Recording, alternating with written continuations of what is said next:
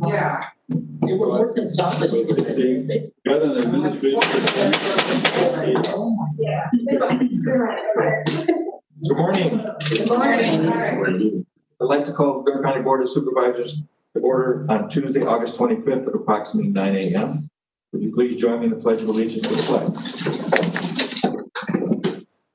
I pledge allegiance to the flag of the United States of America and to the republic for which it stands, one nation, under God, indivisible, with liberty and justice for all. Roll call.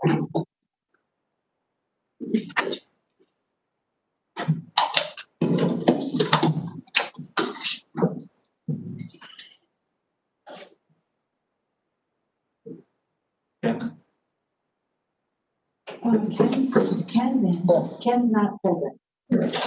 Good now? You're good. Okay, we have 21 present, no absence.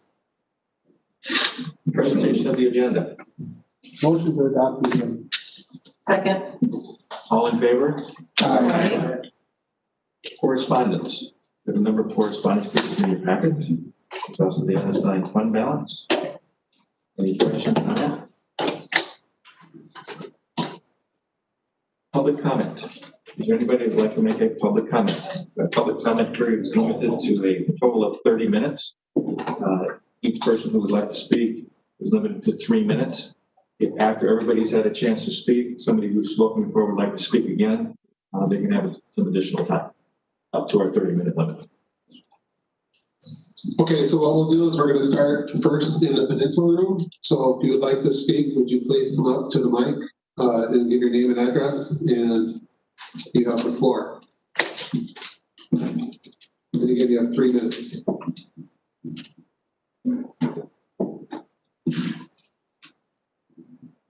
Cassidy as Executive Director.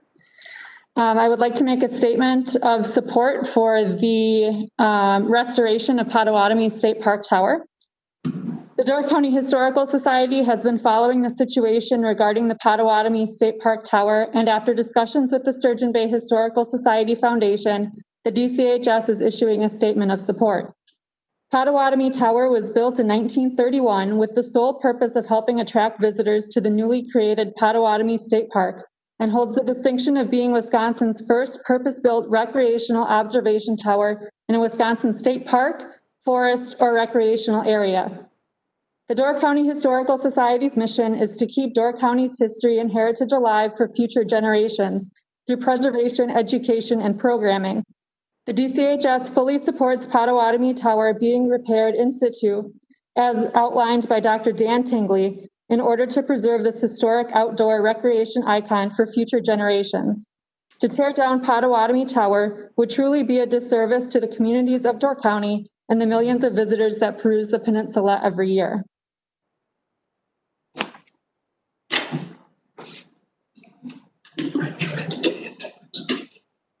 Thank you. Is there another speaker?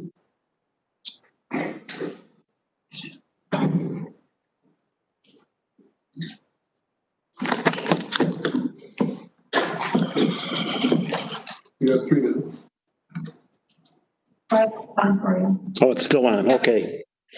I'm Lou Small Jr., live at 1087 Lakeview Road, Washington Island, Wisconsin. I've lived on the island for 40 years, and my grandchildren are 7th generation to live on the island. I've been a firefighter on Washington Island for 35 years and a nationally registered EMT for 32 years. I'm opposed to the use of the historic dairy for a county EMS facility. I previously was the director of the Washington Island Rescue Squad prior to becoming part of Door County EMS in 2010, which is a very good thing. I was the person who got Mr. Bruce McLaren to donate the 10 acres for building a new building. With the building on a new building on the 10 acres, the camaraderie between the fire EMS personnel who have been together in the same building since 1968, 52 years, remains intact once a joint facility is completed. And even during the process, they will be nearby across the road from each other.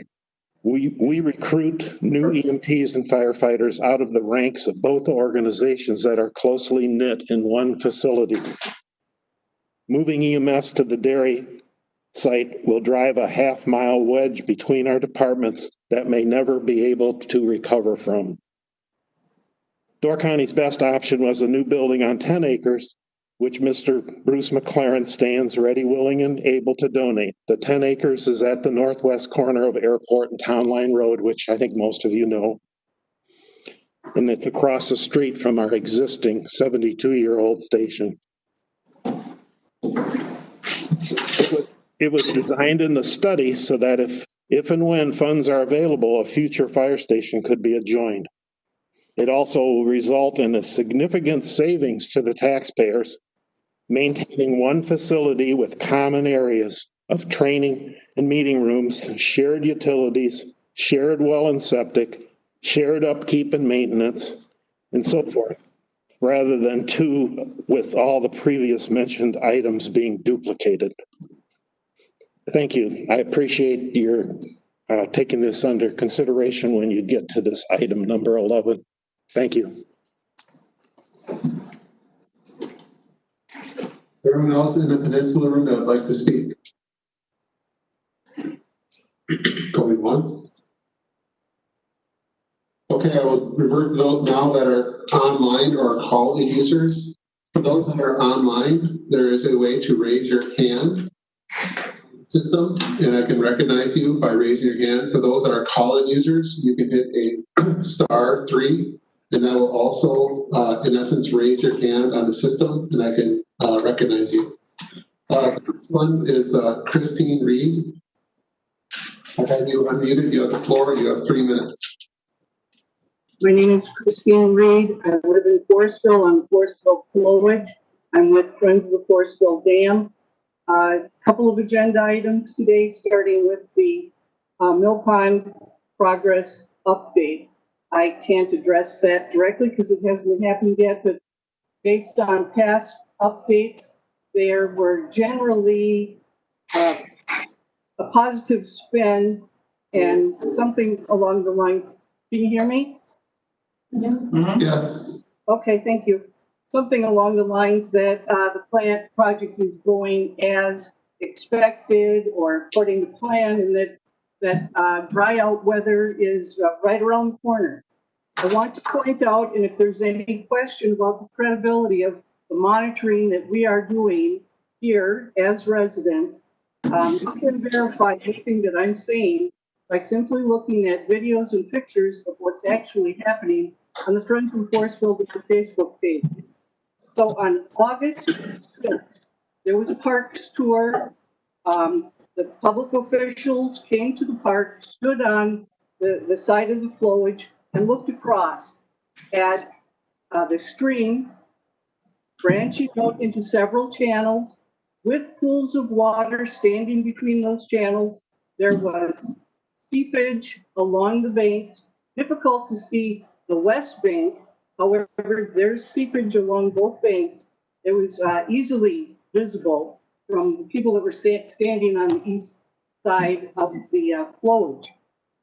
If you looked a little bit north, approximately a quarter mile, residents were throwing sheets of plywood onto the wet sediment in an effort to get to a deer that was trapped up to its neck in wet sediment.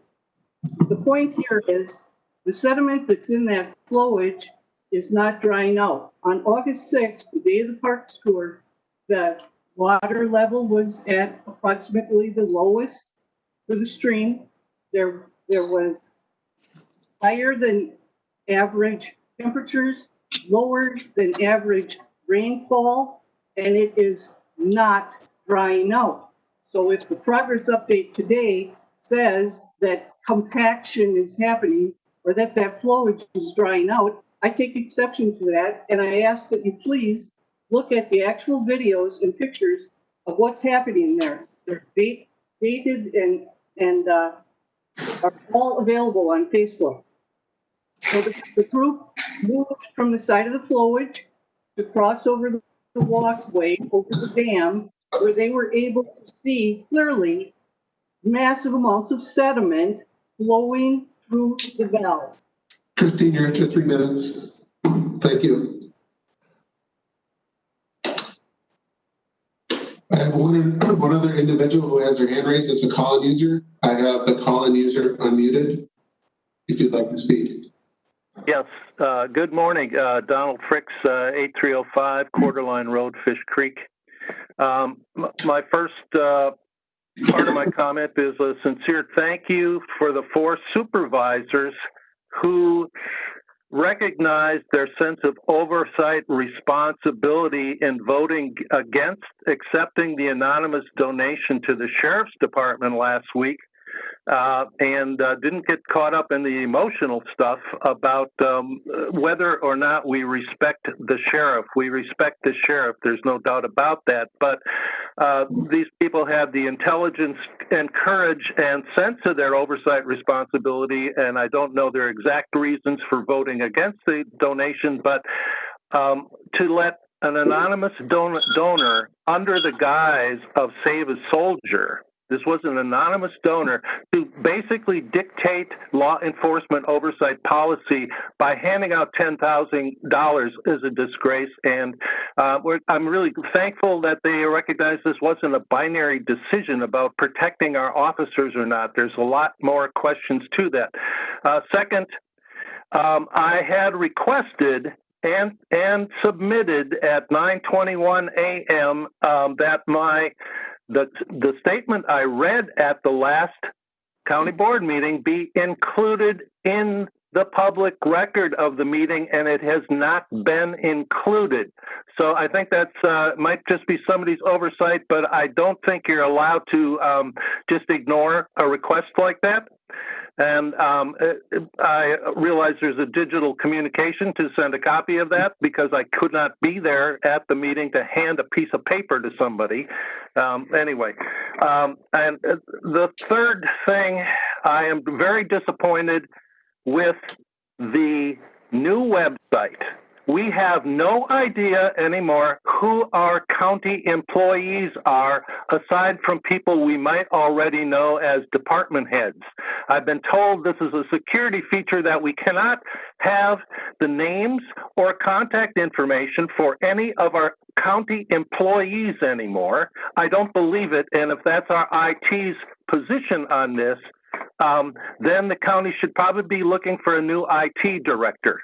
And anyways, so that's where I go. So we need to know who our county employees are, and we need to have contact information on the website so we don't have to sit and listen to a telephone recording asking us which department we want to go to, because you're here to serve us. We shouldn't have to wait and for a recorded voice to read off a bunch of phone extensions. This is a disservice to county residents. We're paying to know who our county employees are, and this needs to be listed on our county webpage.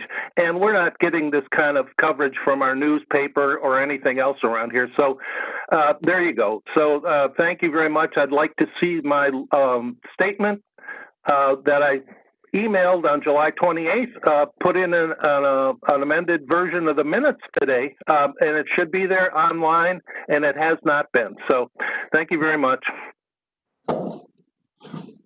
Is there anyone else who would like to speak? Again, you can raise your hand on the system and I can recognize you to speak. Going once, going twice. Christine Reed wanted to speak again. So Christine Reed, I'll unmute you. You have 3 minutes. So the group for the parks tour had walked to the walkway over the dam and observed the sediment that was flushing through the valve.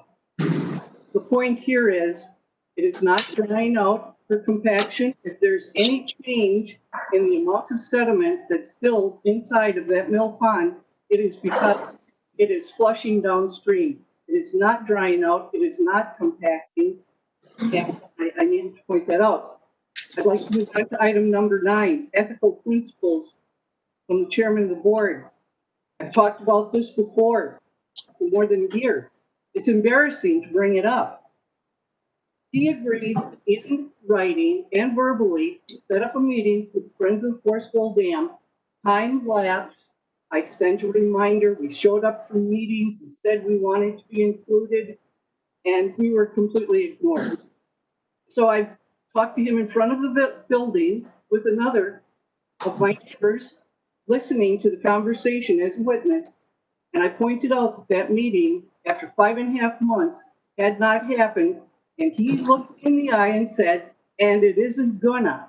However, in June, in an interview with Sammy Gibbons for the Press Gazette and the Advocate, he denied refusing to meet with us. And now he is going to be presenting ethical principles. He lied to the press. Therefore, every tax-paying citizen that read that article was lied to and under the impression that we're making some false claim about requesting a meeting and that he refused to meet with us. I'd be happy to share any information to substantiate that. We want to verify whether he is honest and a poster child for ethical principles. I'll be happy to share that with you. There are very good people on the board of directors. Some people were not told the honest facts when they voted on this project. But I want to especially thank David Engelbert and Megan Lundell for being independent thinkers and not just going along with the pressure to vote yes on something that wasn't properly presented. They are a credit. Their districts are fortunate to have them. We need more people like that, especially Megan Lundell, to have the fortitude to speak up and to ask for a review of this project. I thank both of them. That's all I have today. Thank you.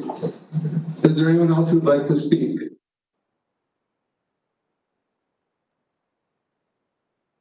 Anyone else who would like to speak?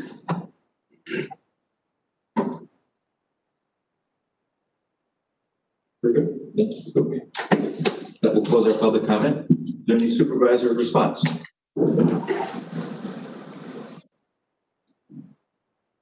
Bill? Thank you, Mr. Chairman. I'll just, I did talk to staff people at Soil and Water about the sediment not drying out, and the staff reminded me that this is a 2-year project. That we're into the first year, but we got a long way to go for the end. That's why it's a 2-year, and we'll see in the future if we have enough sediment. Anybody else? We move to item number 8, approval of the minutes of July 28, 2020 county board meeting. District 15, motion to approve.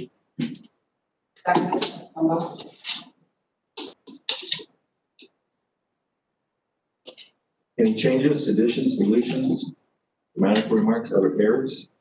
If not, all in favor? Aye. Opposed? Item number 9, ethical principles. I just wanted to remind everybody, and we put in your packet the copy of the ethical principles concerning supervisors and their candidates. And as a result of the incident that we had last month, we have obviously county board orientation today with our WCA representative. We also next month have got diversity and civility training on our agenda.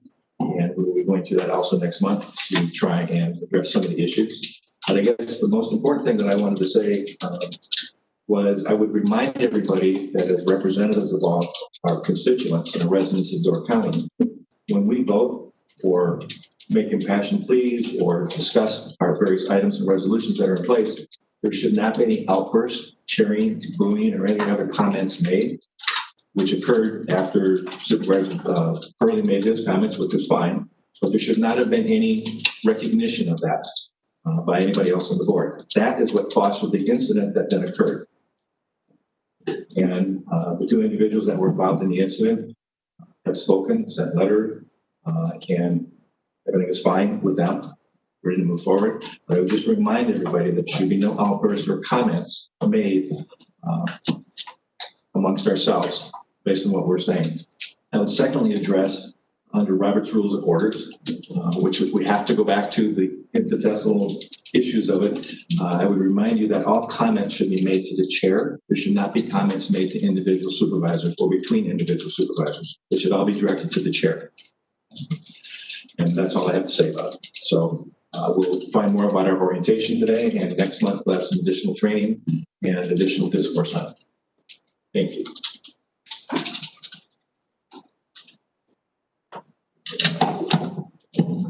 All right, we're going to move on down to our special report, and we're going to invite John Hockheimer, Outreach Manager of Wisconsin Counties Association, to have a presentation and discussion with us about our county board orientation for this session.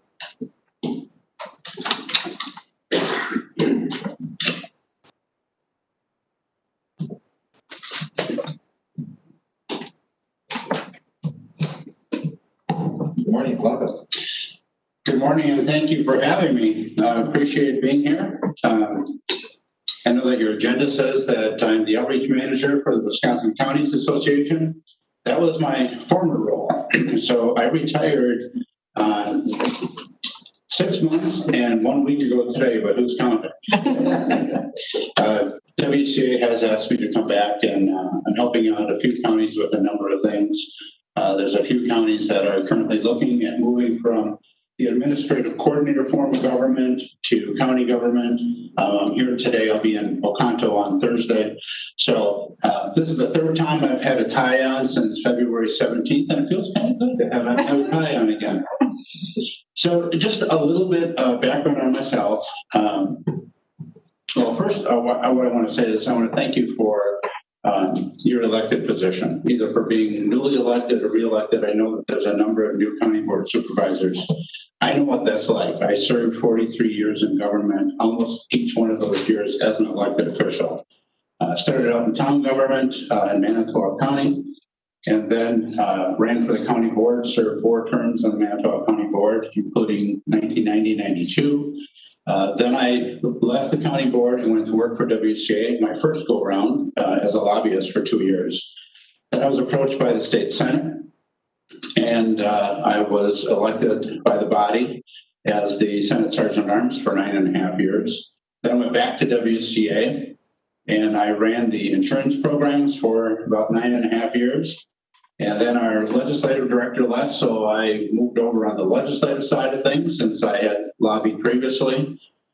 And then about 7.5 years ago, I walked in one morning and Mark O'Connell said, "John, you always wanted to do this, so you're finally getting your wish. We're going to create this outreach membership engagement program. I don't know what that really means, but I trust you to make of it what it ought to be." And I was really glad, because from my days on the county board, I always felt that it was important that WCA spend more time in the counties with our members. Yes, we need to be in the capital. We need to do other things. We do a lot of our education programs in Stevens Point. Not everybody can make it there.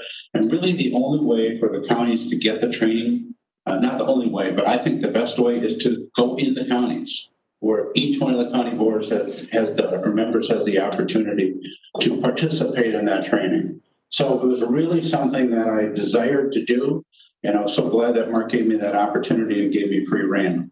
And there was some pushback at the office for a little while, saying, well, then you can't be at the Capitol. It costs us a lot of money to do that. You can ask anyone on the staff at WCA, they'll tell you that it's the number one thing that our members talk about, is the fact that we're in the counties, we provide the training, they know us better, and those types of things. It's very, very valuable. So I'm really appreciative that Mark intends to keep the program up and running, even though I have retired. I probably would have worked forever, but my wife retired about 1.5 years ago, and she's really been pushing me to travel and do other things. So with that, again, I appreciate the opportunity to be here today. County government is by far my favorite. I said I started out in town government, then county government. When I moved to Verona, I was really bored. I had been a farmer, a dairy and beef operator, and I was going to start a business milking cows on weekends so farmers could go on vacation. And my wife said, "The hell you will." So I needed something to do, and I love public service, so I ran for city council, spent 21 years on the city council, and 12 years as mayor of Verona until 2 years ago when I decided not to run for re-election. But my favorite level of government is county government. We do more at the county level than any other level of government. Unfortunately, we are the least understood level of county government. And I think that's the greatest challenge that we have, is to educate the public and others on what we do and the important role that we play. So even as I was serving as mayor all those years, I would tell people my favorite role or my favorite form of government is county government, and you ought to be very proud to be serving on the board. So one of the presentations, this presentation is really, people refer to it as roles and responsibility. It's a presentation that we've done more often than any other presentation. And we break it down into 3 different categories. One is where we get our authority from in counties, because we're different than cities and villages, something I wish someone had told me when I first got elected. And second, and I'm not going to spend a lot of time on this today, is the 3 different forms of government. You have the county administrative form, and to my knowledge, there isn't any interest in changing from that form of government. And then a little bit on roles and responsibilities, and I'll get into a lot of things there. And Mr. Chairman, if there's questions as we go along, I'm happy to take them during the presentation or after. So with that, Ken is going to advance the slides for me, and I appreciate that as well. So why are we doing this? Well, county government, as I mentioned, is very unique. We're very different than cities and villages. I'm going to walk through that a little bit so that you understand that. There's no other public sector comparable to us. There's no one in the private sector that's comparable. And there's no nonprofit that's comparable to what we do as well. So we say that without clarification and understanding of our roles and responsibilities, there can be a lot of confusion and opportunity for discord. And that's not what we want to see in local government. So what we do as counties is way too important that we don't take our jobs incredibly seriously. Here's what the statutes say, what our authority is in county government. And it used to be that people would say, well, where are you coming up with these words? Or, some of the stuff doesn't really make a lot of sense to me. Are you making it up? So when you see the statutes noted here, this is exactly where you can find this in the statutes. The first thing, it says that each county is a body corporate. And what does that really mean? That means that we are recognized as a legal entity. And therefore, we should function as a legal entity. It's not sometimes, and I think it happens more often in real small communities, not just county boards, but cities and villages and towns as well. It's more, it appears to a lot of people that it's more of a social club than actually a legal entity and a local unit of government that have very distinct responsibilities. So you can see, and I won't read through every one of these here. I know you've got a lot of other things on your agenda, but these are the things that we are allowed to do in county government. Allowed is a very important thing because we get our authority from the state government. We do not decide what we want to do, what we can do. We were created by state government. That's how our forefathers set us up. They liked a lot of the governments that they had in Europe, where a lot of our forefathers came from. And if you go way back into the history of Wisconsin, it talks about how state officials wanted local people to get the services that they needed within 24 hours of their home, leaving their home on horseback, getting the service, and coming back within 24 hours. So think about that. They strongly believe that those services should be provided at the local level. That's why we are structured differently than most other states, and I'll talk a little bit more about that, why they did that. Next slide, please. So we get our authority from 2 different places. We get it from the Constitution, the state constitution, and also from the state statutes. So the first section here, Article 4, Section 22, says the legislature may confer upon the Board of Supervisors of several counties of the state such powers of local, legislative, and administrative character as they shall from time to time prescribe. So a couple things there. It says the legislature may confer. That just reinforces, again, that it is the state that decides what we can do and what we cannot do. I'll talk in a little bit about home rule. Cities and villages have home rule authority. That means that they can do whatever they want to do as long as it's not prohibited by law, state or federal law. We are just the opposite. We can only do what the state allows us to do. And from time to time, they do change that. So the legislature may confer. That means we get our power from the state. And secondly, on the end of that sentence, it says, as they shall from time to time prescribe. Again, that's the legislature. So they're the ones that decide, and they can change their mind at any time if they want to. And if we don't, as counties, follow the authority that's given to us by the state, they will rein us in, and they will clarify if necessary, or the courts will clarify if necessary.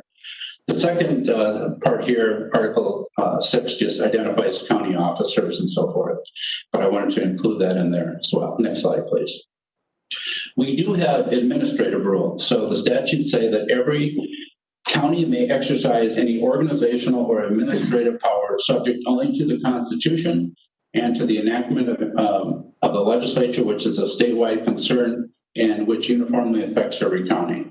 So what that means is, I mentioned there's 3 different forms of government, of county government. There's the county executive form of government, there's county administrative form of government, which you have here, and then the third is county administrative coordinator form of government. So you as a board can decide which form of government you want. But also, the public has the opportunity through a petition and through a referendum process to change your form of government. So let's say if the public wasn't real happy with how the board was functioning and how staff was functioning, they could, through a petition and through a successful referendum, they could say, we want Door County to have a county executive form of government. Or they could say, we want you to dissolve the county administrator form of government and go to a county administrator coordinator form of government. The public can do that. The public can force you into one of those forms of government. They also can reduce the size of the board once every 10 years in between the census. That happened, 10, 15 years ago after the state changed the law. We have not seen much of that lately. So there's 2 different ways that these forms of government can happen. I have down here, if you can go back just a second, Ken, the limitation there. This was an example. There we go. So the limitation was the county with the county administrator cannot place appointment authority with the board. So that's one of the things. If you have an county administrator form of government, generally speaking, those boards and commissions that have public members on them, citizen members on them, those members are appointed by the county administrator, usually with the confirmation of the county board. The county board can waive that confirmation authority, but those citizen members are appointed by the county administrator. There was a county way back in 2010 that said, well, we want the administrative coordinator form of government, we want the county administrator form of government, but we want to maintain that appointment authority. You cannot do that. So there's an attorney general's opinion clarifying state law, which really didn't need to be clarified. It's pretty clear in there that the county administrator makes those citizen appointments. Next slide, please. Self-organized counties, there's nearly 50 of the 72 counties that are self-organized. I was going to look up and I didn't. You're not self-organized? Okay. This is something that you may want to consider. It just allows you more flexibility in these 3 areas. The use of staggered terms. If you're not the self-organized county, you cannot have staggered terms. They're 2-year terms every other year, even number of years, except for Menominee County, which gets elected on odd number years. That comes up from time to time is, well, how come counties don't do staggered terms? We wouldn't have, some of those boards that have, we've seen one board in 2014 when they had a 14-member board, had 10 new members. Chippewa County a couple of years ago, for a variety of reasons, they had 50% turnover in the board in one election. So the reason when counties dig into it a little bit more about staggered terms is the additional cost of an election. And then they determine that it's not worth it. But with being a self-organized county, you do have that flexibility. So, Mr. Chairman. Good morning, Christian. So with that being, hi John, how are you? I wanted to So with that being said, we actually did have self-organized come to our county board. I think it was just this last year for a vote. And I think it was a pretty narrow margin that it was voted down. And I can't recall, but I had some questions at that time.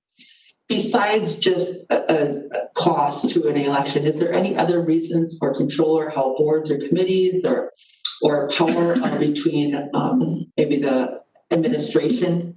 Is it changes with the self-organized? So I think there's misunderstandings, and I'm one to believe that we should have staggered terms because of the chances that you could wipe out a whole county board and all that knowledge that comes along with that. I think that's very stressful for department heads, and there's a lot of multiple reasons. So I just wanted to pick your head a little bit more details on the self-organized. Yeah, I think as far as committee appointments, then you would do committee appointments on an annual basis rather than 2 years, like you normally do, but that really isn't any additional cost. The election would be the additional cost. I don't really see any other changes in staggered terms. But when I do presentations on strategic planning, it's one of the things that I bring up with a significant turnover on a county board or any governmental body.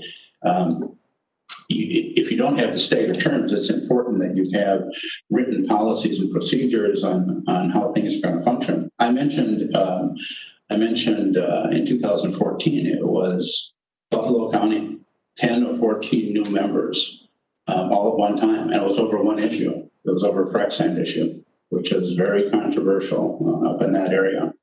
And the board chair decided not to run. Every incumbent that ran except one was defeated in elections. So again, they had 10 to 14 new members, a new county board chair who had not served in local government before. And he called WCA and said, we need help. We have no strategic plan. We don't know how to move forward. No one here knows how to budget because the prior county board chair had done everything. And then it went through the committee process and the county board process, and they struggled for a bit. So we always say that in every election, we see about 18 to 22% turnover statewide on county boards. Very seldom do we see, 30, 40, or even 50% turnover on a county board. So the question of staggered terms is really, it's up to the county. WCA is not going to tell you that you must be a self-organized county or what form of government you have or what size your board should be. That's a decision to be made at the local level.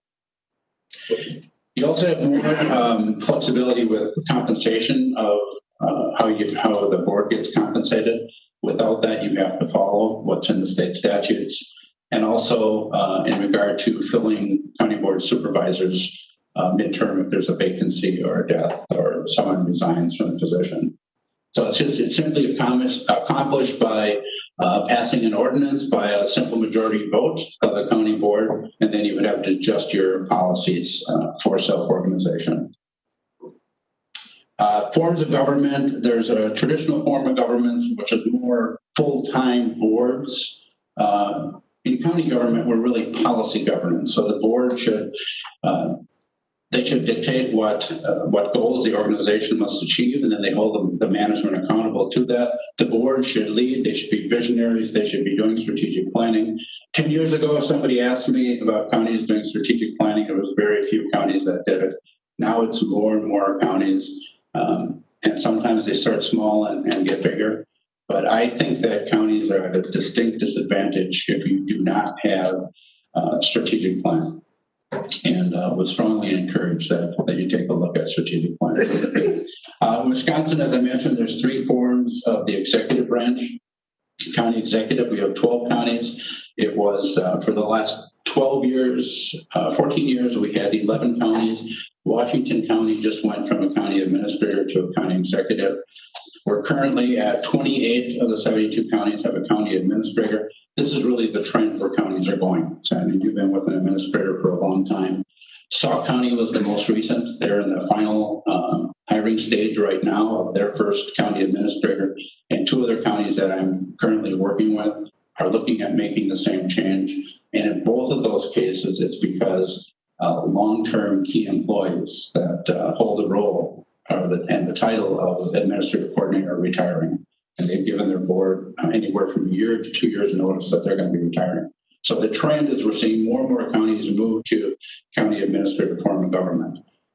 This is a one-pager that I include in the presentation. It's a little bit hard to see there, but it breaks down the differences between the three positions of county executive, county administrator, and county administrative coordinator, from how they're created, how you dismiss if necessary, and remove. So removal, for example, if you have a county executive form of government, only one person in the state, other than the voters through an election, can dismiss the county executive, and that's the governor. With the county administrator, the full board by a majority vote not only creates the position but fills the position, and by a simple majority of the county board, you can dismiss that person. And unless there's something in an employment agreement that you may have with your administrator, there's no appeal process for that position. Because if you look in the statutes, it says that the decision of the county board is final. So unless there's something else in an employment agreement, there is no appeal process. One of the other things I point out on this slide is that when it comes to appointment authority and dismissal of department heads, a county executive or a county administrator, the statutes require them to make the appointments for department heads. The county board either can confirm those appointments or waive that confirmation authority. We suggest that if you do one or the other, don't pick and choose depending on who the person or the position is.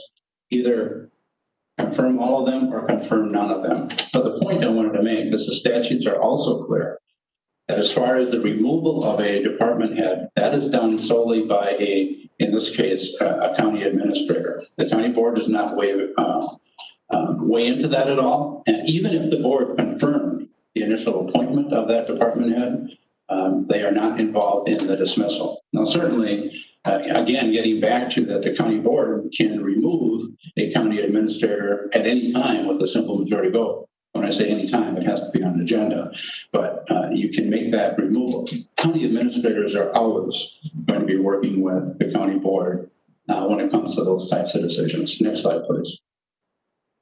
So I mentioned that county boards do not have home rule authority. We only have the authority that's given to us by the state of Wisconsin. So the example that I use all the time is when budgets really started getting tight in the 70s and we started talking about county sales tax. Counties could not just impose that 0.5% county sales tax. We had to go to the legislature. We had to lobby them to change the law to give us the authority to do that. So that's one of those changes where, if the cities or villages wanted to impose a new tax, they could do that. They don't have to go to the legislature to do that. But when it came to the counties and that 0.5% sales tax, we got to get approval. There's some cities and villages that they will put a special tax on businesses in a downtown district that have an awning. Let's say you wanted to do that here in Door County, the county wanted to do that. You'd have to go get a law change to allow you to do that. It's just, maybe that's a foolish example, but again, we have to get authority to do that. So we have the authority in the statutes to levy taxes. It says at the bottom bullet point, administrative management authority only to the extent not otherwise provided to others by statute. And for the most part, we're talking constitutional officers there, and I'm going to talk a little bit more about that later, county constitutional officers. So what is the duties and responsibilities and roles of the county board chair? The county board chair presides over meetings of the county board. They administer oaths. They don't always do it, but they may. They would countersign all ordinances. They commonly act as a spokesperson for the county board. It may also be another department head or the county administrator, but many times they do act as a spokesperson for the county board. The next bullet point, they provide guidance and direction on moving issues through the board. So it's always important not only for your county board chair, but your vice chairs, your committee chairs and so forth. Keep in mind, if you're appointing or you're electing those positions, it is important that they have a basic understanding of not only Robert's Rules of Order, but also your own county board rules. That is important, because if you don't function, as I said before, as a legal entity and recognized as such as a corporate body, things can really get out of hand, and we never want to see that happen. When when I say we, I don't mean WC, I mean us in local government. So typically, the county board chair also does appointments to their standing committees. Some counties do that by committee or an executive committee. One county does it, the entire county board. It gets involved not only in the confirmation, but also the appointment of all the committees. It takes them a long time to do it. So supervisor's authority is collective versus individual. You'll hear me talk about that a lot if you hear me in other presentations as well. The work that we do in county government is cooperative and collaboratively. So we function as a body, not as individual supervisors. So the term supervisor is historical. It's not really descriptive of what your duties and responsibilities are. And when we go out of state, and if any of you have gone to other meetings, NACO or whatever it might be, and we talk about county board supervisors, they look at us like, what is wrong with you? You know, what does that mean? There's no other states that call their county elected officials supervisors. They're usually called commissioners. Louisiana has parishes, so they're parishioners. Alaska has boroughs, but usually they're commissioners. So supervisors serve primarily in a legislative function, and that is different than to the commission form of government that we see in most of the other states. By the way, the commission form of government in most states, they're full-time county elected officials, usually either 3, 5, or 7 members, no matter how large the county is. And the most common commission number in the United States is 5. So we have in Wisconsin the largest county boards in the country. Marathon County, so Wausau area, they have a 37-member board. It's the largest in the country. Dane County is a 36-member board, second largest in the country. For some of you that may have been around as long as I have or longer, it used to be that if you were a mayor, you were automatically on the county board. If you were a town chair, you were automatically on the county board. And then the federal government changed the law, the one person, one vote. We have equal representation. So at one point, the Dane County board was larger than the state assembly. The state assembly is 99 people. So I don't know exactly what the number was, but boards used to be even a lot in Wisconsin, a lot larger than they are today. So our legislative function is largely limited to policy making through lawmaking, budgetary approval, and again, you see cooperative decision making. Next slide, please. So here are some of the basic county board functions. You are elected by the public, so you should be involved, you should represent, and you are, as a county elected official, accountable to the people that elected you to office. By establishing policy, you are determining what services are to be provided within your county. You adopt your annual budget and levy taxes. I always say that, and you'll see it again in one of the next slides, I believe that your annual budget and your 5-year capital improvement budget are the most significant planning documents you have. You hire and evaluate and retain good administration.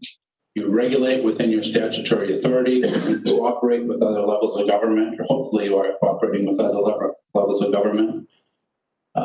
You should be focusing on the long term rather than on a short term. Again, that's where strategic planning comes involved, which is key.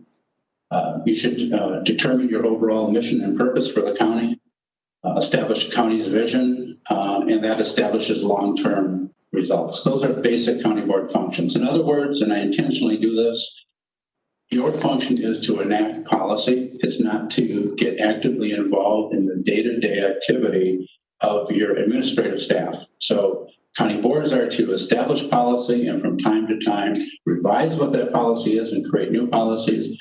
But once that policy is created, you should it should be turned over to the staff to work on that. Next slide, please. So I'm going to talk about 4 ways how you develop policy. There's plans, there's comprehensive plans, strategic plans, capital improvement, farm, and so on. So plans are one way of setting policy. The budget, again, I believe is the most important document because it determines which services are provided, how they're funded, and the level of funding. Certainly, if you've been on the board, maybe not if you're in your first term yet, but if you've been on board longer, not everything that comes through the budget process gets approved, or not everything gets approved at the funding level that you wish that it could be at. We have to establish priorities. Another way is by ordinance. An ordinance is a local law which prescribes the rules of conduct. It can be enforced by officials of the governmental body. It says here it's a permanent part of the code, but I always remind people that you can revise ordinances if necessary to do so. Ordinances can also be regulatory. There can be ordinances for licensing, zoning, peace and order. I also mentioned on ordinances, and I'm not sure, maybe Ken or Grant, you could help me out here, your county board rules.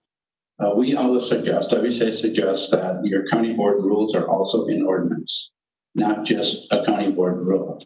Because if they are in an ordinance, then you have the ability as a body to take action if necessary to enforce those rules. And this doesn't happen very often, but if you remember, Mike Glasgow used to be with WCA, and we created a document a couple years ago that's a progression of disciplinary action that can be taken for unruly or rude county board supervisors. And again, it doesn't happen very often, but it does happen. And even in the last year, there was a few counties, 3 of them that I worked with specifically on action that they took for unruly county board supervisors.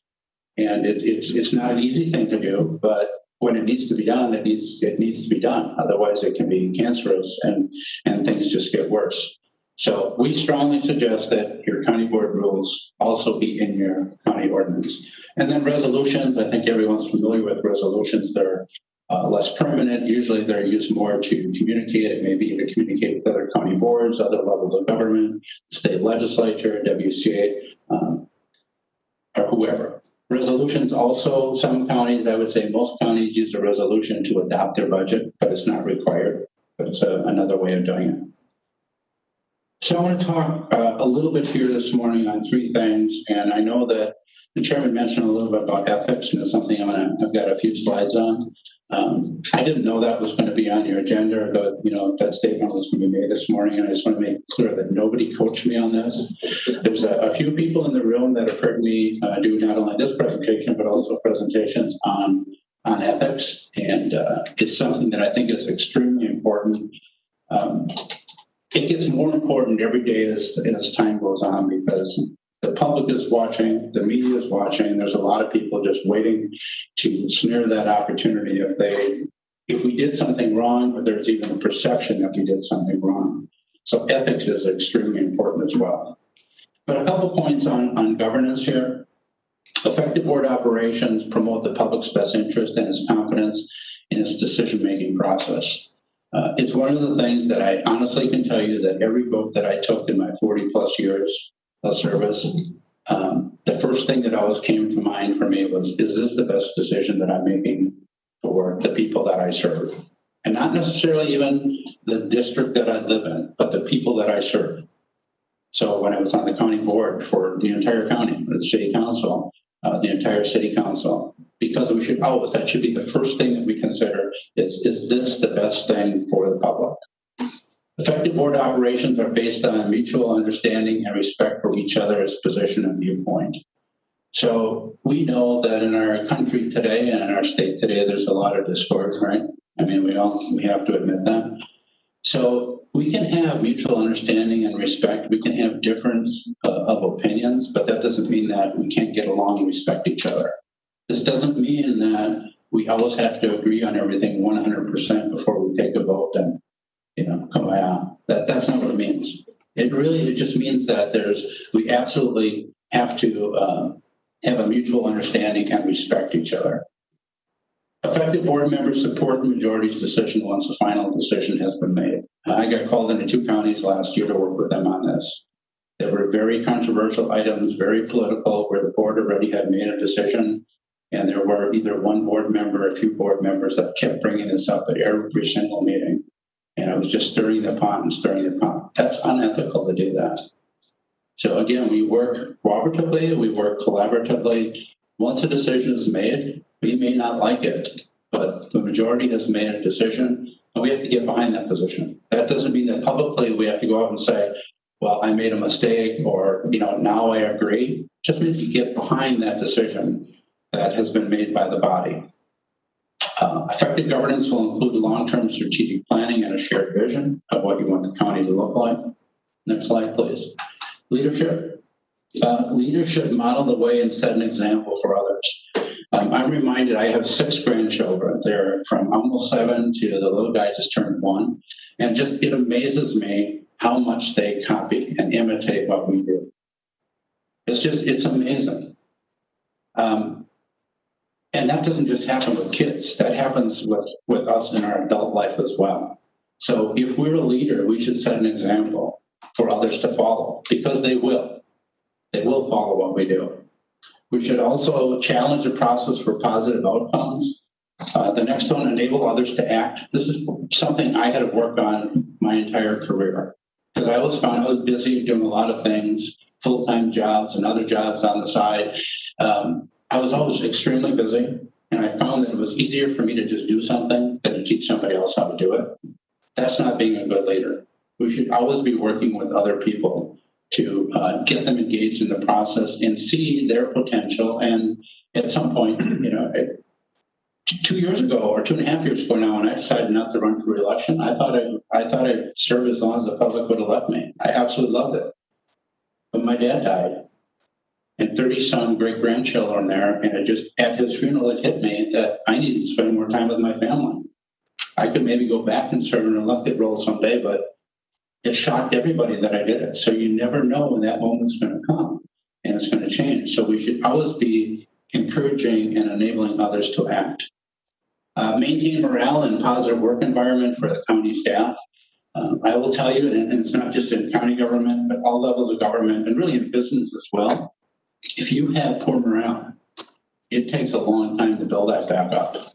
And I won't mention the county, but 2 years ago now, I was at a county board meeting waiting to do a presentation, and as a report from the county administrative coordinator, he stated that since their last meeting, the last monthly meeting, that 3 of the department heads had resigned and taken other positions.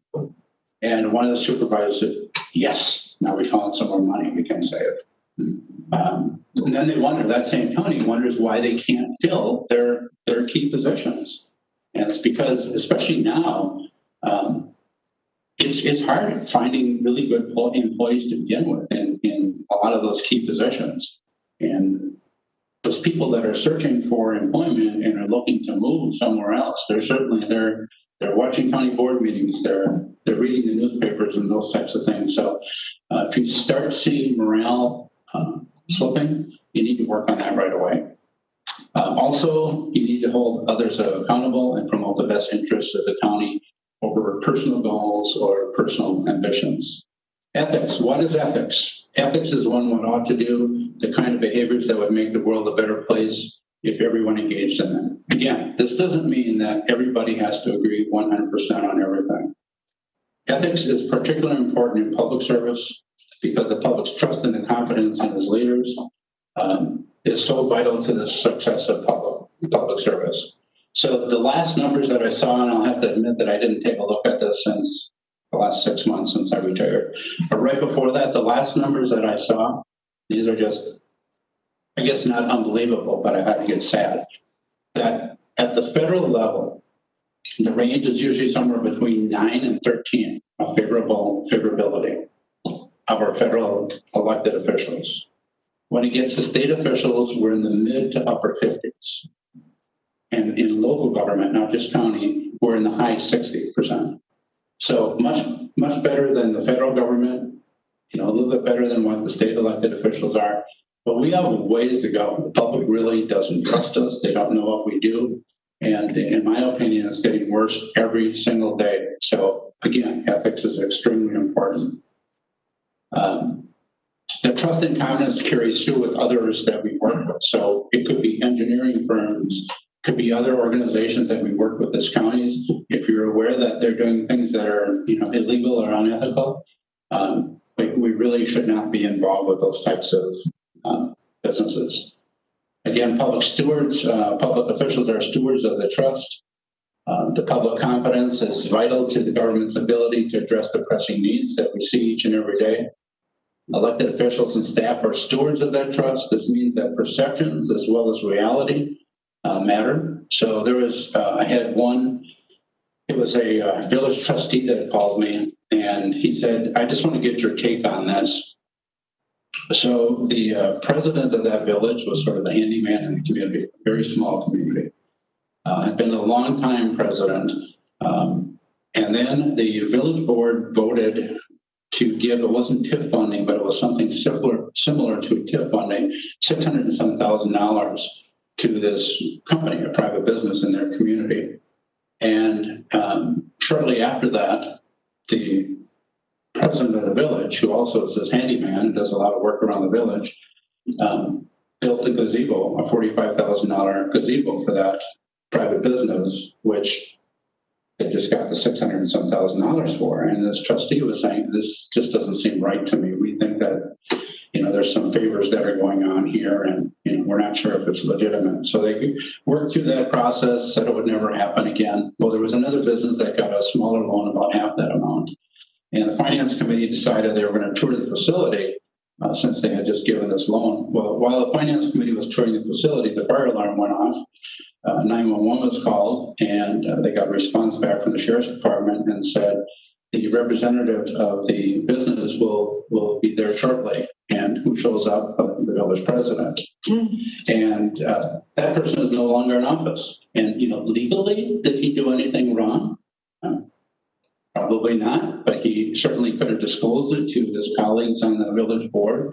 So if nothing else, there was perception that he was doing something wrong, and perception matters as well. Ethics violations have a negative impact on all involved, and it's not just the person or the people who committed that violation. It doesn't look good for any of us.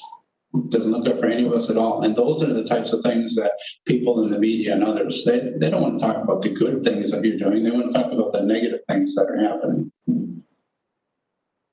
So county officials should promote decisions which only benefit the public interest. That's what I was talking about before. That really is the first thing that should come into your mind is this the best way that we can serve the public?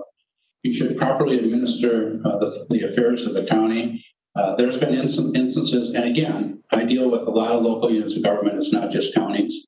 But one of the examples that I give here is if there's absolutely no reason for you to take care of some business that's out there, but there's members of the board that are just holding off because they just don't want to make a decision right now, or there's something about that business owner that they maybe don't care for that individual so much. If there's no reason to delay action, take action. That's properly administered. That's one way of properly administering the affairs of the county government. You should at all times actively promote public confidence in county government. Having here again, support the majority decision once the final decision has been made. There's a lot of ethics training that others do as well that talk specifically about that and go into great detail.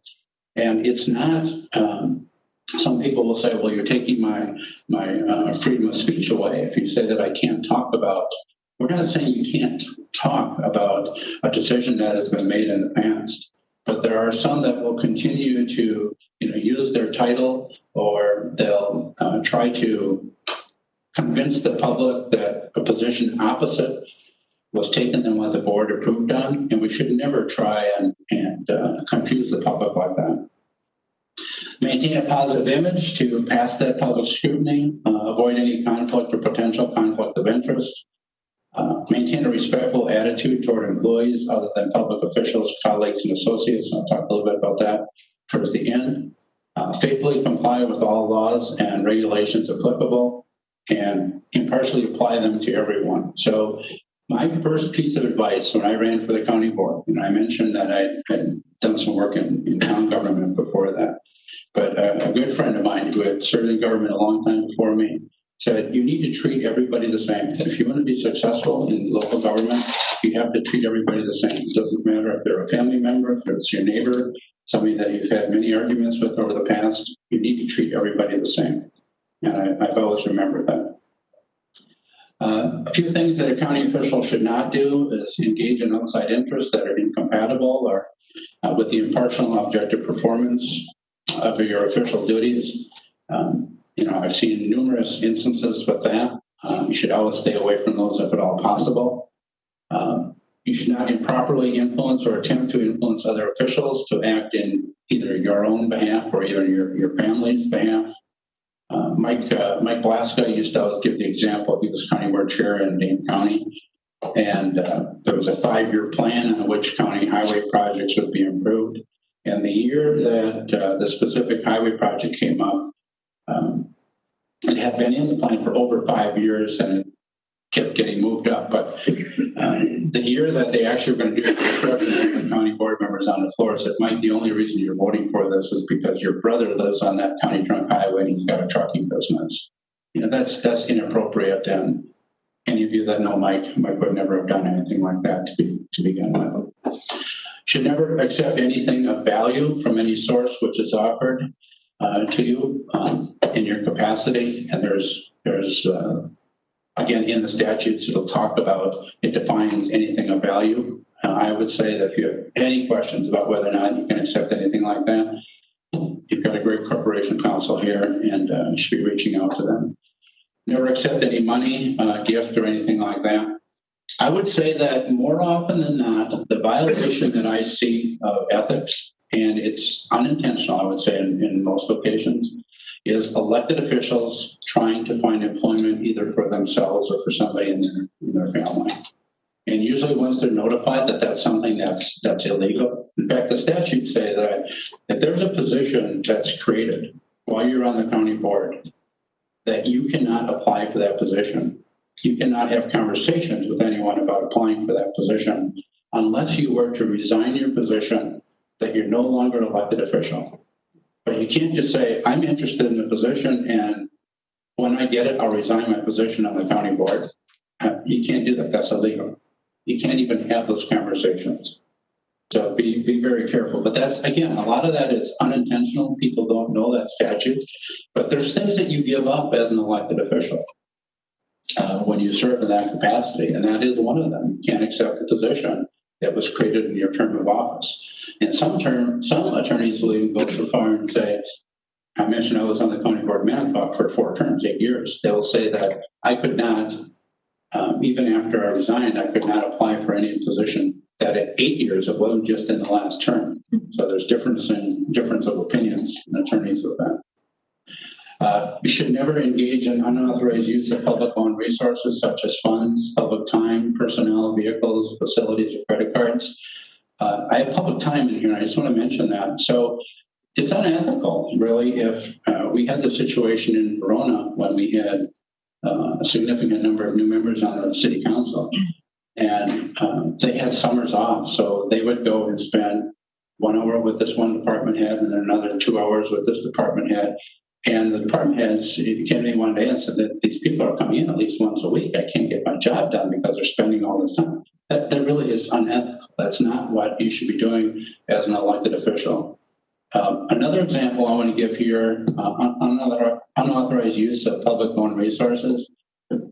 This is probably the most blatant thing. I'll give you 2 examples, but one of the most blatant things that I've seen is there was a department head that bought a condo in Florida and thought it was appropriate to use a county-owned vehicle to haul his furniture down from Wisconsin to Florida, and then put it on Facebook with the picture showing the name of the county on the trailer.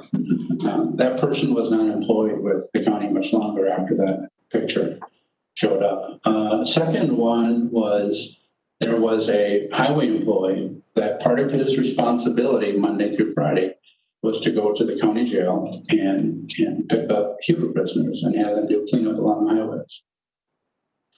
Well, he thought it was okay, and this went on for over 6 months. He was taking them out. He had a hobby farm. So on Saturdays and Sundays, he was doing the same thing. He'd go to the sheriff's department, pick up these Huber prisoners to do work on his farm.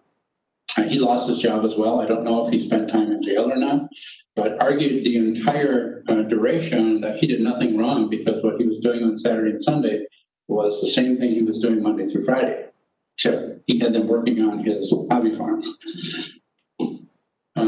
Improperly dispose of government-owned resources. The thing that happens there more often than not is, let's say that there's surplus equipment, computers, furniture, whatever it might be.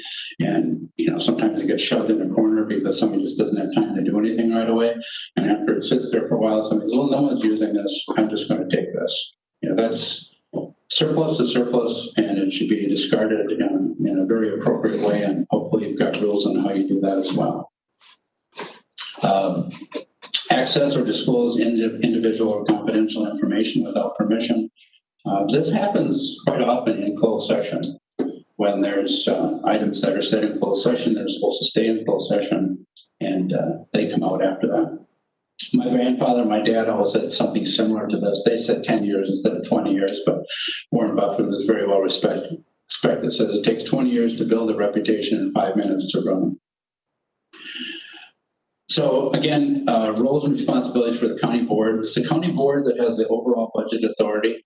However, its relationship to county offices and departments must be consistent with the statutes and the Constitution. So when we talk about relationship to county offices, what I'm really talking here, for the most part, is with the county constitutional offices. The role of the board, again, is to be visionary or leaders. Next slide, please. County board supervisors and department head, you have very different duties and responsibilities. Board supervisors serve primarily in that legislative or policy-making role. Department heads serve as a staff. They're operational and they're advisory to the county board. They usually don't establish policy unless they've been asked to do so by the board or the committee. This is just a section of the statutes that says that by June 1st, the counties can appoint their committees. We do that a lot before that. But again, it's the state giving us the authority to do something. County board can establish as many standing and advisory committees as it deems necessary to conduct business. You can have a special task force if necessary. So there's no restrictions on the number of committees. But again, a trend that we're seeing is committees overall are being reduced. And we're seeing less overlap. And then some of those counties that were forced by a referendum to downsize the board, they also saw it necessary to decrease their number of committees as well. Committees are structured so that the committees do much of the preliminary work. And then I'm sure that that's here as well. The brunt of the work is done at the committees. So one of the things I always like to talk about trends that we're seeing. So one of the trends that I've seen is that we see more public showing up at committees now than we have in the past, because they see that that's really where the majority of the work is done. And they're finding that it's easier to change things at the committee level before the committee approves something and brings it to the county board. So that we always suggest too that you have public comment rules, and I saw this morning again. You have rules on public comment at county board meetings. If you don't, you should also have rules on who can speak at a committee meeting as well. And there was something about not quite 2 years ago now. This happened in a county. Unfortunately, there was a supervisor that passed away, and he was the chair of the committee. So a new county board member was appointed who had never served in government before. He got to his first committee meeting, and that committee was dealing with some very controversial issues. So the committee member said, none of us want to be the chairman, so guess what? You're the new chairperson of this committee.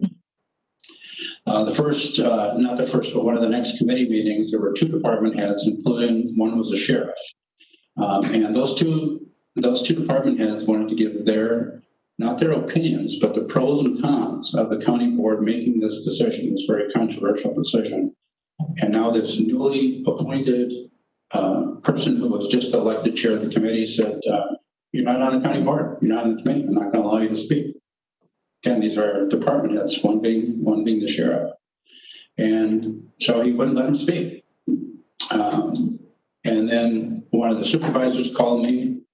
Same day the county board chair called me, corporation counsel called me and said, well, we want to be able to allow these department heads to speak. So the 5 members of that committee started having conversations outside the committee process, so in violation of the open meetings law right there. And the chair said, I've got this taken care of. I know what I'm going to do. So at the next meeting, when it got to the point where the sheriff and this other department head wanted to speak, the newly appointed chair said, today I consider you a member of the public and you have 3 minutes to speak. And my watch just started. So again, they called me and said, I think we need some training on what duties and responsibilities of committee chairs are. We did the training, and they had to put something in writing in their county board rules that allows department heads to speak at a committee meeting, which I think is ridiculous. They have to put that in rules, but they felt strong that they had to do that because it was being abused. Committees have access to the appropriate staff to assist them with their planning needs. Committees know who the stakeholders are for the issues that they're dealing with. Utilizing the committee structure allows for a process where everyone on the county board has the opportunity to be an active member in that planning role. Again, much of the preliminary work is done at the committee level. Committees can also monitor performance. They review and they make budget recommendations. They draft ordinances and resolutions. That doesn't necessarily mean that the committee members have to be the ones drafting them. They can work with department heads. They can work with corporation counsel, the clerk, and others to do so. Committees can also do strategic planning efforts. So again, a lot of what they do is in policy development. And I have to ask, do you have a strategic plan in Door County? Well, we went through strategic planning for stuff that's outlined. Not a formal document, yeah. So we have, there's some counties that are fearful of that process. And I always tell people, we do, as individuals, we do strategic planning every single day. We probably don't realize that we're doing it, but we do strategic planning in our own lives. I made a decision this morning. I wasn't going to stop for gas on the way up here because I'm going to stop for gas on the way home. That's a very minor thing, but we all think about how we're going to plan our days. So there was one department head that said, we've really been trying to get strategic planning going in our county, but the county board just won't do it. He said, do you have any ideas? And I said, well, you can do a strategic plan if you want to for your department, if you can either find the money within your budget to do it, or if you can do it without costing any money, the staff time. Well, they did a really good job of a strategic plan for their department. And when they were done, they presented it to the county board, and the county board said, if this is what strategic planning is all about, we want to do it. We want to do it for the entire county. So when appointed to a committee chair position, a supervisor takes the leadership role in matters under that committee's jurisdiction. And it mentions here that you help set the tone, the agenda, goals, making reports, and so forth on behalf of the committee. So just because you're the committee chair doesn't mean that you can run everything for that committee. You're working with other committee members. Next slide, please. So this is what I consider a fairly simple example, but it's also important. So when it comes to policy, it's the county board that sets the policy, and that's really the what and the why. And the administrative, your department heads and staff, they should decide the where, when, and how. Next slide, please. So the example that we use is, will the county establish a hiking trail system? That's the what. That clearly is a policy matter and should be decided by the county board. Why? Will the system benefit the county? Will it bring more tourism into our county? Will it bring someone like me who's now retired and find out that I really do like spending a lot of time on bike paths and walking and doing all types of things that, again, it brings more tourism in, but it also, it creates a much healthier environment for people within your community and lowers their individual costs. It can lower county costs as well. How will this, who will build and maintain the system? It could be that responsibility crosses over multiple departments. Let your administrator, let your staff decide who will build and maintain that system. What is the time frame for the implementation? Again, give them some flexibility. Unless, let's say, for example, in your 2021 budget, you say that we are going to build this new hiking system and it will be completed by fall of 2021. You're sending a directive to the staff as to when it needs to be completed. But give them some flexibility. They have other responsibilities that they may need to work around, and there may be a better time for them to do it than, certain months might be better than other months. Where will the system need to be maintained? That's the where. Again, that may fall over multiple departments. Let them take that action. So what is the administration's responsibility? They are really to implement the policies and strategies and the directives of the county board. So they have to implement the policy policy that you have created. Their focus is more on narrower and shorter term, where yours would be more on the longer term. Although I will say that any good department head, any good administrator is going to also be looking at the long term. They're more focused on the day-to-day operations, usually smaller functions with a lot of detail. They're addressing either departmental or individual issues. It requires a lot of attention to detail, and much of what they do also requires specialized training that takes years and years for them. This slide and the next slide I think is very important. This is an actual court case in the state of Wisconsin. It was Outagamie County, where there was disagreement between the county board, and they have a county executive, so not the county administrator form of government, but the same thing would be, the court would find the same thing if it were a county administrator. So the county board's function is primarily policy making and legislative, while the county executive functions as the administrative manager. And then they go on to define what policy is. Next slide, please. And then they state in the court case, legislative power as distinguished from executive power is the authority to make laws, but not to enforce them or appoint the agents charged with the duty of such enforcement. The crucial test for determining what is legislative and what is administrative has been said to be whether the ordinance is one making a new law or one executing a law already in existence. So what they're saying is if it's something new or something that they're revising, that is the responsibility of the county board.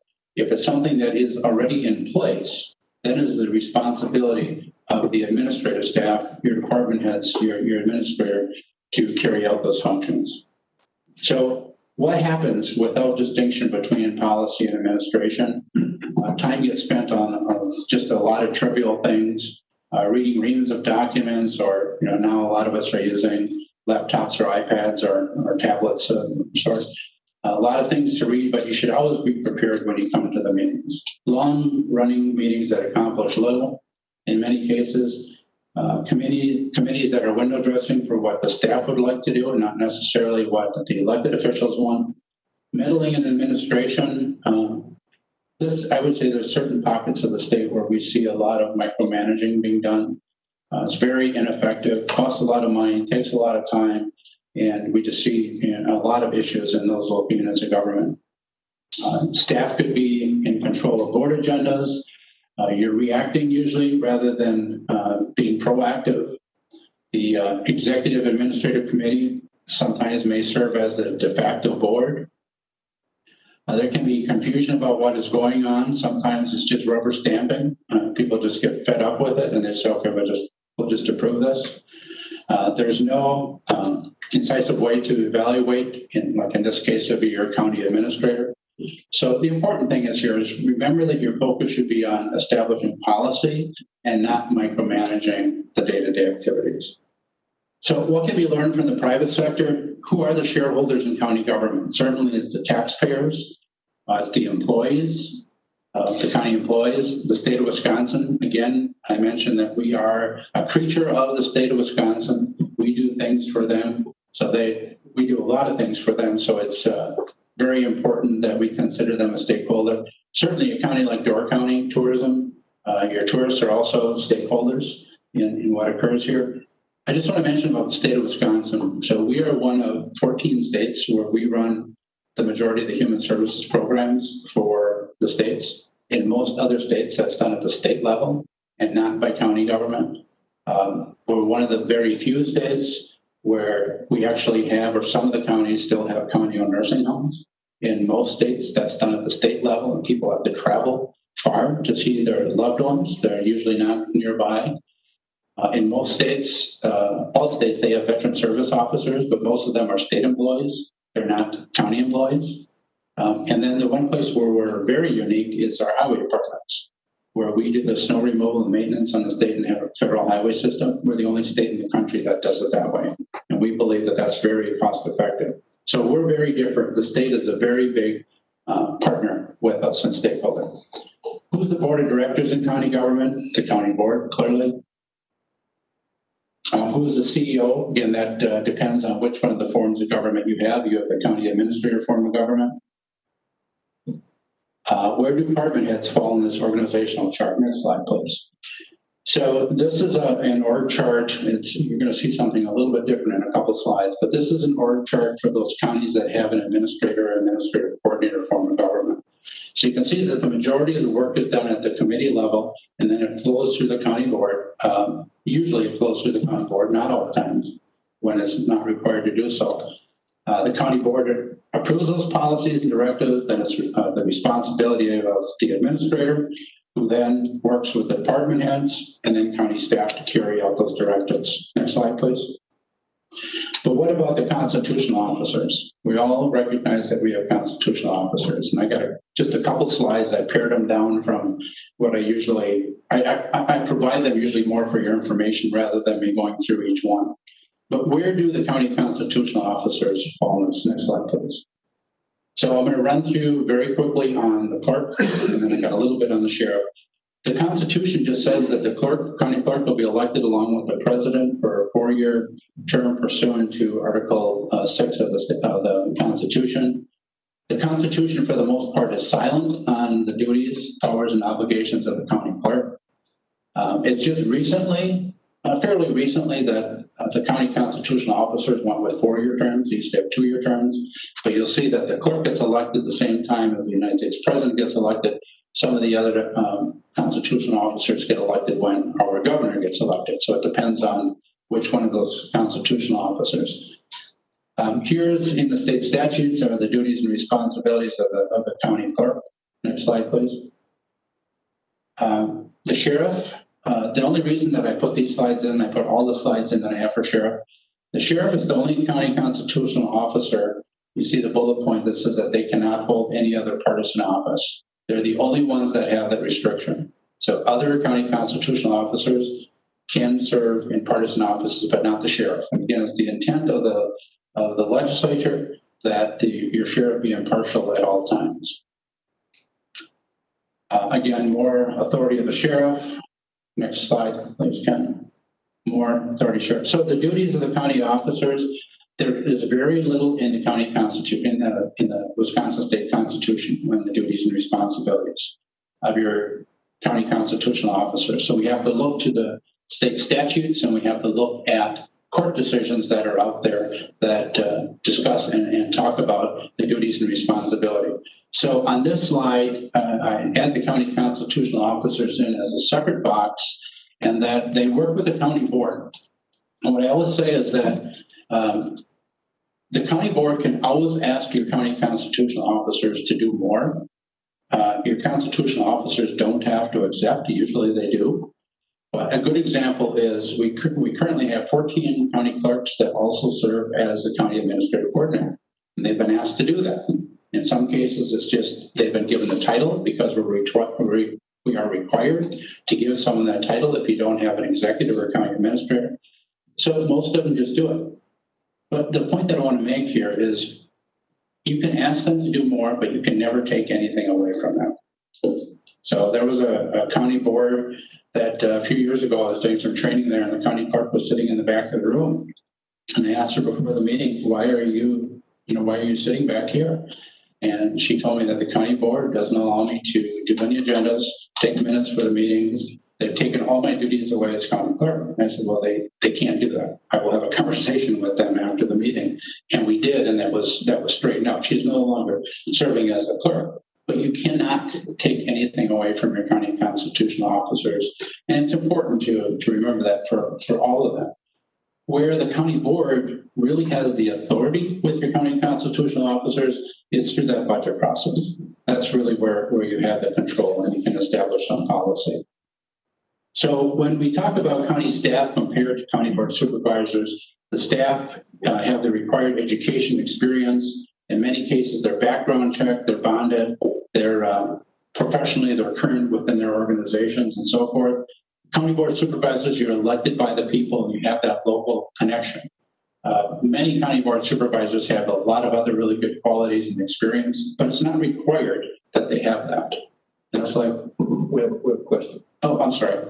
David? Yes, when you said earlier that you cannot take away a duty from the clerk, what you meant was a statutory duty, right? Correct. Okay, because the items we appoint to her, or him in this case, can be removed because it's not a part of the statutory requirement. Yes, I should have clarified. Anything that's constitutional or statutory, you cannot take away from them. Thank you. Yep, thank you. So when it comes to individual county board supervisors, there's nowhere in the statutes or in the Constitution that says that you have any management or leadership role outside of the committees, the commissions, or outside of the board, unless you've been given that authority by a committee or by the board. None of you have any authority for, again, for the management or leadership role outside of the committees or the board that you serve on, unless you've been given that authority. It gets back to county boards have to work collaboratively and cooperatively. The non-elected department heads, and by the way, I should have mentioned this early on. I didn't make copies of the presentation this morning, but Ken has a copy and that can, and you'll have that. Non-elected department heads, so those are the department heads that are not constitutional officers. They have leadership roles within their department, but again, they must follow the guidelines and procedures and the directives of the county board. Next slide.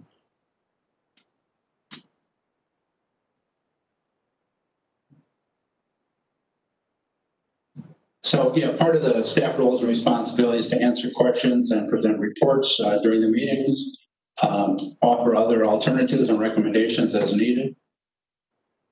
How does micromanaging hurt the county? Employees spend time focusing on pleasing that micromanager versus doing their job. Again, I talked about that during ethics. It's really important to not micromanage.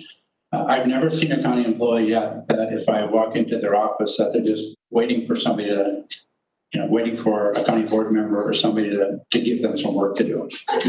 They have plenty of work. So it's not that you can't ever talk to them, but make sure that you're not micromanaging what they're doing. We talked about the loss of morale, working together between county board members and the administrative team.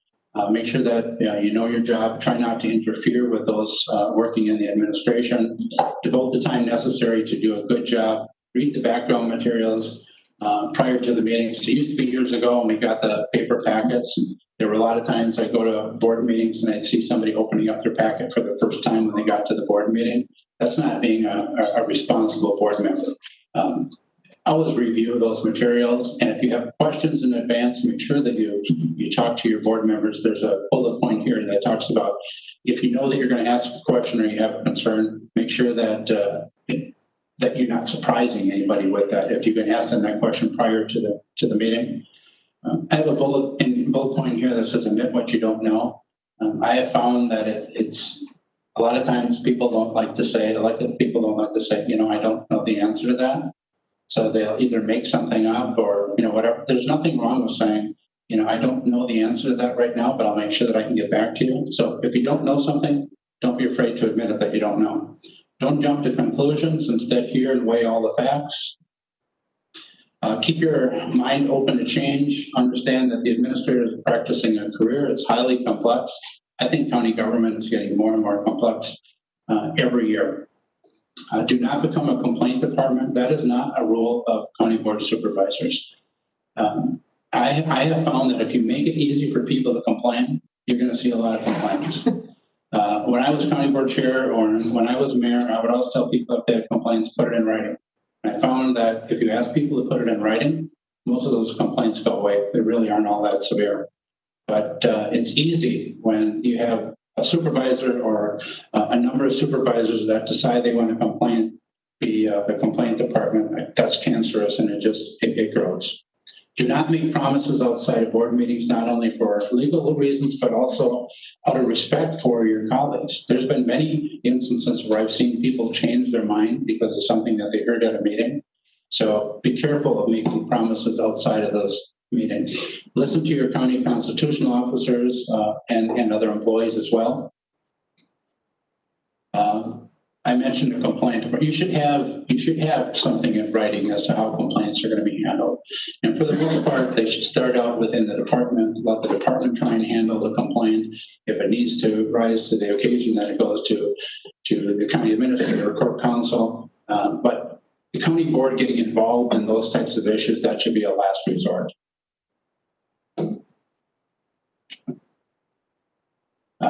If you have to criticize a county employee, do it constructively. It's one thing to criticize their work rather than them as an individual. Once things get really personal, it's hard to take that back.